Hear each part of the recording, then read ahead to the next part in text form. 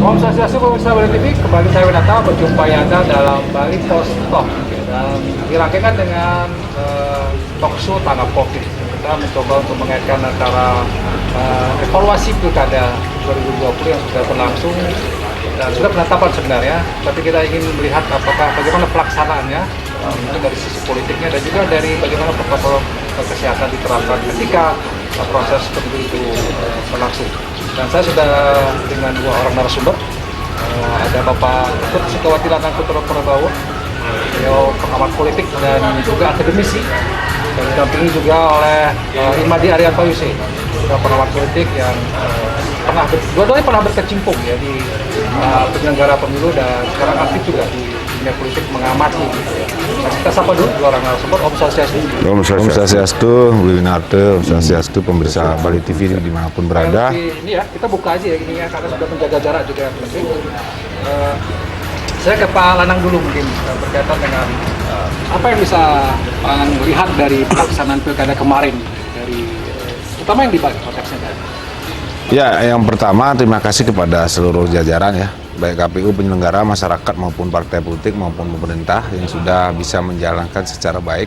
Di luar persoalan-persoalan pasti ada, tapi paling tidak secara umum lebih dilihat baiklah pelaksanaannya.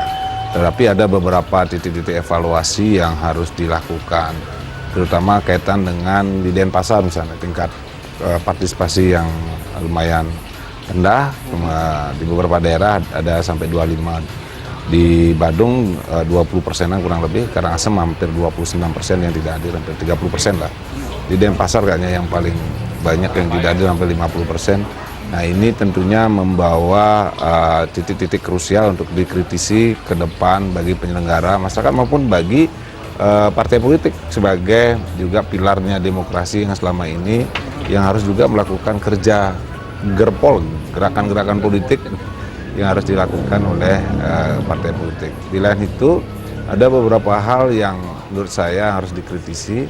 Sampai sekarang kita menginginkan, termasuk saya kebetulan kemarin jadi salah satu beberapa panelis di debat kandidat itu, yang sampai saat ini masih ada persoalan yang sangat serius yang harus diberikan kepada masyarakat, baik kepada kandidat yang menang terutama ya, tawaran kepada masyarakat tentang program-program yang hari ini masyarakat sedang menunggu.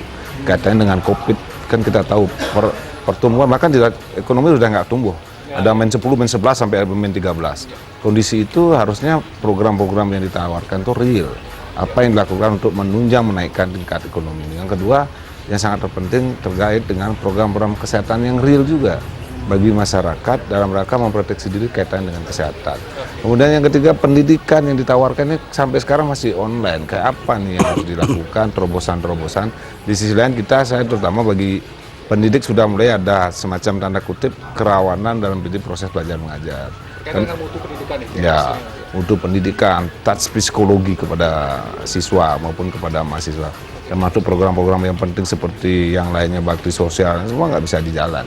Ini harusnya ada program semacam insentif yang luar biasa dari kandidat pemenang, apalagi yang sudah incumbent gitu kan, yang harus dilakukan. Karena saya lihat beberapa justru yang incumbent yang menang ini pertumbuhan atau ekonominya sedang merosot gitu. Seperti Badung misalnya ya. Ya, itu harusnya secara dini harus ditawarin, apa dong, tawarin masyarakat baru lagi ini apa nih yang harus dikerjakan.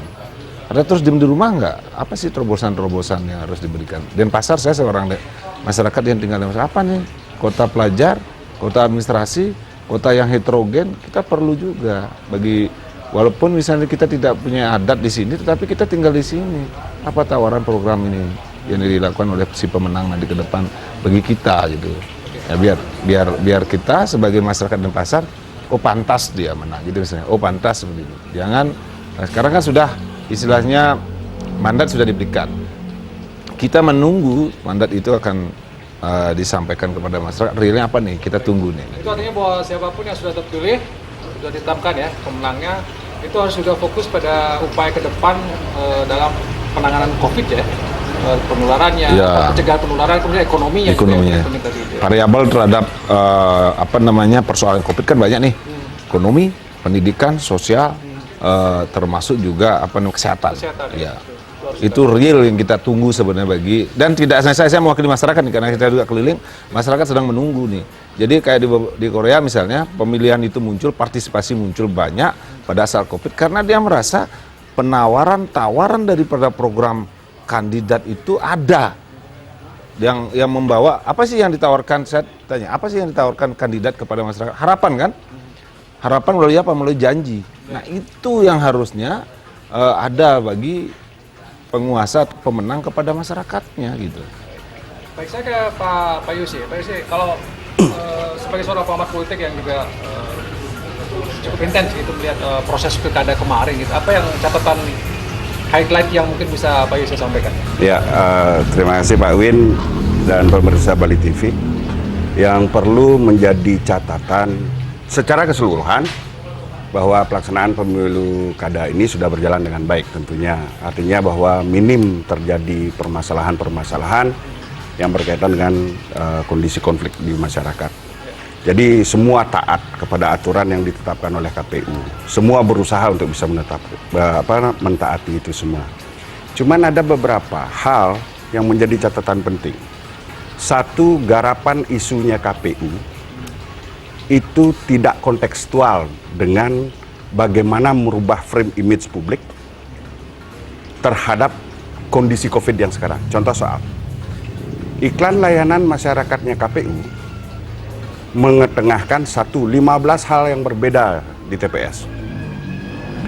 Itu diharapkan bisa menyaring pemilih, agar pemilih yakin bahwa dia itu akan datang memilih. Cuman ada hal yang tidak digarap yang sangat sensitif di publik adalah ngoyong jumah, debengko ngoyong jumah. Itu mulai dari awal COVID, pemerintah itu sudah menggaungkan itu. Dan di publik sangat masuk dalam frame publik itu. Nah, mengkantar isu ini yang tidak dilakukan. 15 hal berbeda di TPS itu kan tidak cukup kuat untuk bisa meyakinkan publik untuk bisa hadir. Jadi isu bengkong ngoyong jumah itu yang harusnya digarap habis-habisan. Kenapa kemudian sekarang boleh untuk tidak di rumah, boleh keluar rumah, boleh untuk bisa memilih? Kenapa? Karena ada yang coba saya garap itu kemudian adalah mensosialisasikan ke publik itu adalah bahwa kita lo punya kewajiban ini. Kewajibannya Anda lakukan dalam era new normal sekarang atau adaptasi kebiasaan baru sekarang itu. Anda keluar, Anda bekerja, Anda mencari nafkah. Sekarang itu ada kebijakan, ada pelaksanaan pemilu yang juga harusnya merupakan kewajiban Anda kepada negara yang haknya sudah diberikan kepada Anda. Jadi counter seperti itu yang pemahaman publik itu terhadap dikotomi kewajiban ini yang harus dimunculkan kemudian untuk bisa menyadarkan publik bahwa oh ya, saya harusnya hadir ke TPS loh untuk bisa memilih, gitu kan? Jadi pola-pola itu yang harusnya dilakukan oleh KPU. Yang kedua, berkenaan dengan teknis, Pak. Teknis bahwa di TPS saya lihat rancu terkait dengan proses mekanisme prosedural di TPS. Orang datang, terus itu pakai selop tangan, kemudian ditetesi tinta, kemudian keluar cuci tangan lagi.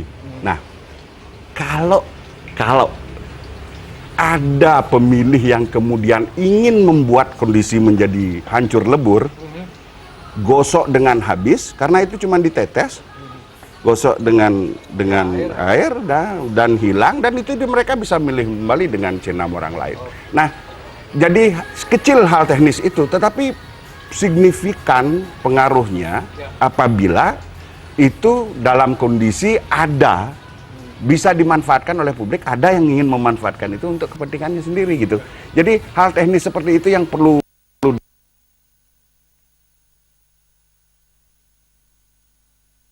mencegah COVID sudah cukup. Ya jelas dong, karena sangat ketat lah. Jadi prosedur 15 hal yang baru di TPS itu juga sebuah pola untuk bisa meyakinkan, dan itu diterapkan dengan baik. Saya lihat dari proses yang ada. Cuma mungkin dari segi sosialisasi dari KPU yang belum optimal sih. Betul. Indikatornya apa? Indikatornya rendahnya tingkat kehadiran pemilih. Ya.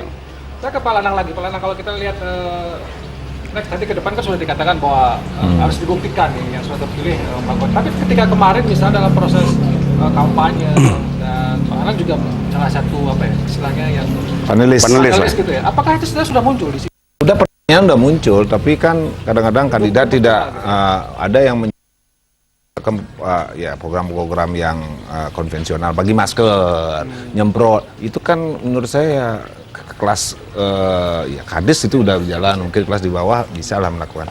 Tapi maksudnya yang kita inginkan adalah konseptual kebijakan secara umum bagi kepala daerah. Yang namanya kepala daerah kan, ada ide-ide baru apa sih tingkat ekonomi kreatif bagaimana nih membangkitkan masyarakat yang sedang lemah di Denpasar sekarang ini situasi sedang berat ini apa yang harus didorong. Makan aja sudah mulai susah. Nah, itu belum muncul ketika kampanye kemarin. Nggak bisa dia munculkan. Hanya program-program umum dan yang sudah dilakukan seperti itu. Itu hal yang sangat konvensional menurut saya. Yang kedua, selama ini yang saya kritisi kelemahan dari sistem pemilu ini selain secara teknis tadi adalah tingkat partisipasi atau kandidat. Sampai ada yang melawan kotak kosong, dua. Menurut saya kelemahan demokrasi. Makin sedikit calonnya makin lemah. Artinya partisipasi atau hidangan bagi masyarakat untuk memilih makin sedikit. Dipaksa untuk memakan, tetapi makanannya sudah harus antara 1 dan 2 atau malah lagi 1.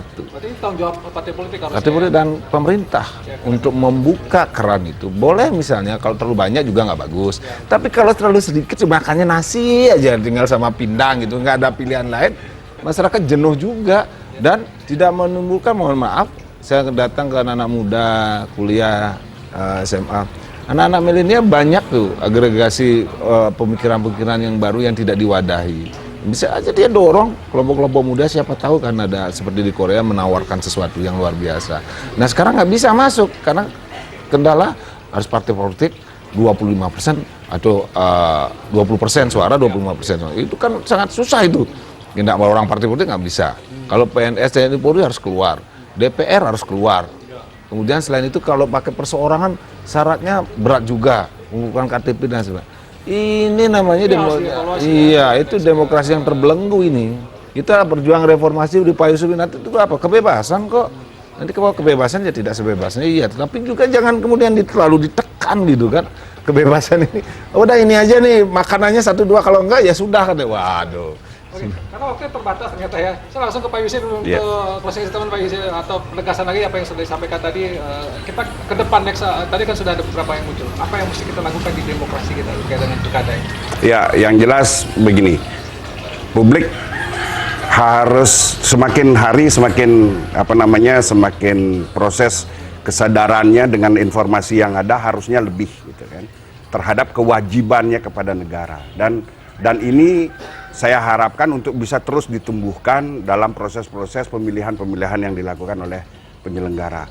KPU diharapkan untuk bisa lebih keras lagi, lebih kuat lagi dalam proses sosialisasinya yang menyentuh kemudian apa yang berkembang di publik sehingga menjadi suatu langkah perubahan dari frame publik itu. Itu yang harus dilakukan. Bagaimana kemudian KPU bisa mengintervensi pemikiran publik agar kesadaran terhadap kewajibannya kepada negara itu juga bisa dilaksanakan dengan baik. Saya kira itu kedepannya sebagai evaluasinya, betul. Ya, perjalanan demokrasi ini harus ke depan lebih baik secara berkualitas. Apa saja? Partisipasi masyarakat lebih baik, lebih rasional, lebih terbuka. Kedua, calon juga lebih banyak dibuka, lebih partisipatif dan partai politik juga harus mulai membuka diri. Kemudian yang ketiga, media, termasuk media sosial, termasuk media juga sekarang Bali TV ini harus terus menjadi alat untuk mengkritisi, alat penyeimbang ketika namanya teori kekuasaan selalu akan mengambil upaya sedemikian rupa untuk terus berkuasa. Tapi harus ada yang mengkritisi. Teman-teman eksponen mahasiswa, media itulah alat yang terus harus mengkritisi agar demokrasi ini menjadi lebih baik.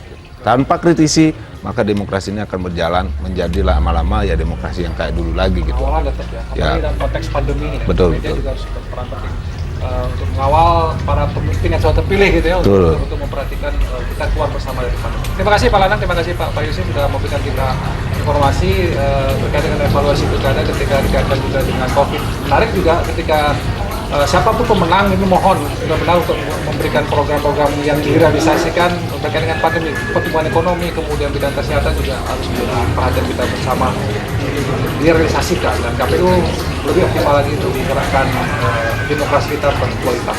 Demikian talkshow Tamu Covid di kerangkaian Bali Post Talk kali ini. Saya ucapkan terima kasih atas perhatian Anda. Saya tutup dengan Pramu Santi. Om Santi Santi Santi Om. Terima kasih. Kita pakai. Yes.